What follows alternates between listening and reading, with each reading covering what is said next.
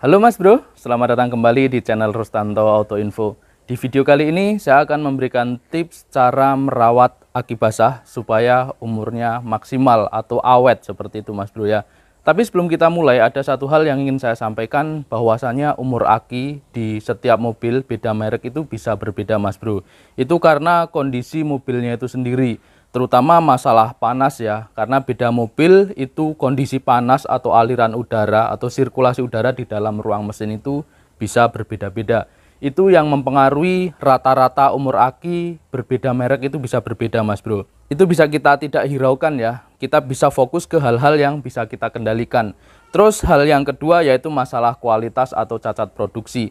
Namanya sebuah produk, sebagus apapun ataupun di sana itu sudah ada quality controlnya, tetapi pasti ada cacatnya, pasti ada tidak sempurnanya. Jadi ada produk-produk yang memang tidak bisa kita kendalikan. Oke, di kesempatan kali ini kita akan fokus perawatan di sesuatu yang bisa kita kendalikan dari sebuah aki supaya umurnya maksimal. Oke, check it out.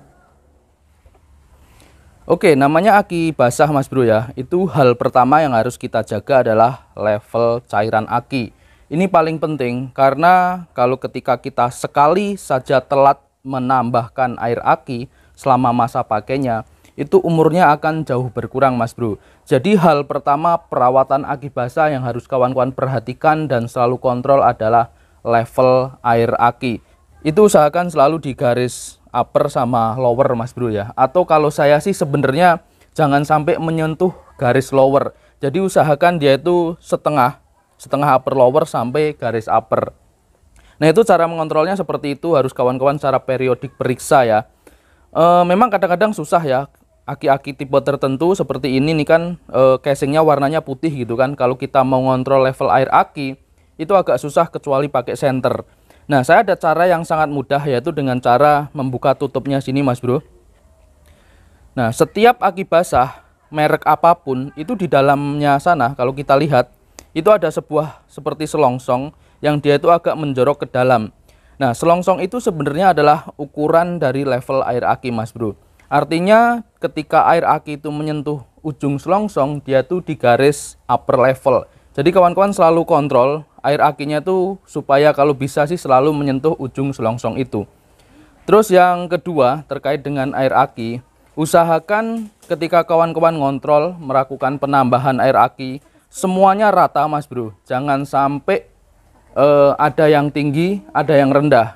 Usahakan semua levelnya rata dari ke-6 sel ini. Karena apa? Karena ketika levelnya itu tidak rata, yang levelnya agak rendah, dia itu akan terkena beban lebih tinggi. Seperti itu Mas Bro. Ini menjadi hal yang paling penting ya, tidak boleh disepelekan. Kalau memang pengen awet ya jangan sekali-sekali air akinya itu telat Mas Bro. Karena kalau air akinya telat, cairan asam di dalam aki ini akan semakin kuat dan akan merusak sel aki. Oke, itu yang pertama masalah air aki. Terus yang kedua yaitu perawatan terminal aki Mas Bro. Di perawatan terminal aki ini ada beberapa hal. Yang pertama adalah kekencangan terminal ya. Ini pastikan terminal aki ini dua-duanya kencang, tidak boleh longgar ya. Karena kalau longgar ataupun bisa gerak, dia akan berpengaruh terhadap proses charging ataupun discharging. Nah biasanya untuk aki basah itu kita sering temui di kutub positif ya, terutama kadang-kadang di kutub negatif juga ada. Itu sering terjadi oksidasi yang warnanya kadang-kadang agak putih atau kuning seperti itu. Nah ketika aki kawan-kawan itu terjadi oksidasi seperti itu ya, yang seperti gambar ini, itu harus kawan-kawan bersihkan. Dan proses pembersihannya harus dilepas akinya Mas Bro ya. Jangan dibersihkan di tempat sini.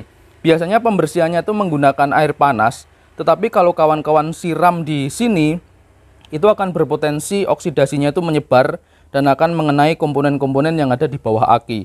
Jadi lebih baik proses pembersihannya itu dilakukan di bawah dengan menggunakan air panas atau sikat yang agak lembut gitu kan. Dibersihkan lalu setelah bersih dikembalikan. Tetapi sebelum melepas air aki, kawan-kawan harus tahu dulu ya mobilnya itu jenisnya apa. Karena ada mobil-mobil jenis tertentu ya, misalnya mobil mewah sekelas Alphard ataupun mobil Eropa. Dia tuh kalau dilepas akinya ketika dipasang kembali akan start tuh dia minta password. Jadi kawan-kawan pastikan dulu mobilnya itu tidak terjadi masalah atau tidak minta password ketika dilepas akinya. Seperti itu. Setelah bersih seperti ini ya, posisinya bersih seperti ini, kalau punya saya kebetulan bersih, itu kawan-kawan bisa melakukan perlindungan ya dengan menggunakan oli ataupun cairan minyak apapun gitu kan, supaya mencegah oksidasi. Jadi kalau sudah bersih dikasih oli supaya tidak oksidasi, atau sebenarnya ada cairan-cairan khusus yang memang dia diperuntukkan untuk terminal air aki. Maksudnya terminal aki. Kalau saya biasanya yang saya pakai hanya seperti ini, seperti chain loop ini, kita semprotkan aja di area terminal gini ya. Ini untuk mencegah oksidasi Mas Bro ya. Setelah disemprot bisa kawan-kawan bersihkan yang berceceran seperti ini. Tetapi yang di area terminal dia akan melindungi terminal aki dari oksidasi. Nah, itu perawatan untuk terminal aki. Itu yang kedua ya.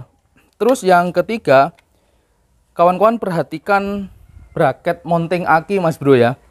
Ini pastikan tidak goyang, pastikan dia tuh kencang Mas Bro ya. Karena apa? Karena ketika ini dia tuh tidak kencang, tidak rapat, aki ini akan terjadi goncangan ataupun getaran yang nggak normal. Lalu dia akan mudah merusak sel aki.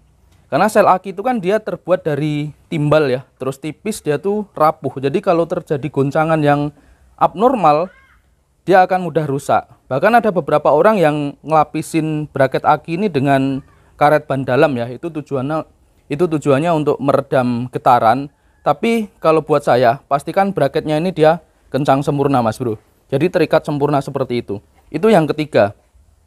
Terus yang keempat, khusus untuk aki basah ya, seperti ini. Perhatikan semua tutupnya Mas Bro. Saya lepas ya. Nah, di semua tutupnya dia itu ada lubang pernapasan seperti ini. Ini namanya breather. Jadi lubang pernapasan ini dia tembus dari dalam, dari sini sampai sini. Ini pastikan dia tidak terhalang oleh sesuatu atau tersumbat sesuatu. Atau pastikan lubangnya ini normal, tembus gitu ya. Kalau kita intip dia tuh kelihatan kalau tembus. Jadi kalau misalnya lubangnya ini dia terhambat atau dia tuh buntu gitu kan, aki ini akan jadi overheat. Taruhlah yang buntu ada 2 lubang gitu kan, atau 2 sel di sini. Maka di 2 sel aki ini dia akan overheat. Kalau sudah overheat, 2 sel ini akan mengalami kerusakan yang lebih dini dan akhirnya akinya jadi soak. Seperti itu Mas Bro, 4 hal. Terus ada satu lagi, kita ke dalam kabin Mas Bro ya. Tips yang kelima, kawan-kawan bisa pasang voltmeter seperti ini ya. Ini voltmeter yang paling mudah, yaitu di colokan lighter seperti ini ya. Tinggal colok, sudah muncul voltasenya berapa saat mesin hidup dan saat mesin belum dihidupkan. Ini kelihatannya simple dan hanya seperti aksesoris biasa. Tapi kawan-kawan dari alat ini, kawan-kawan bisa monitor kondisi aki itu saat charging ataupun saat tidak dicas gitu ya.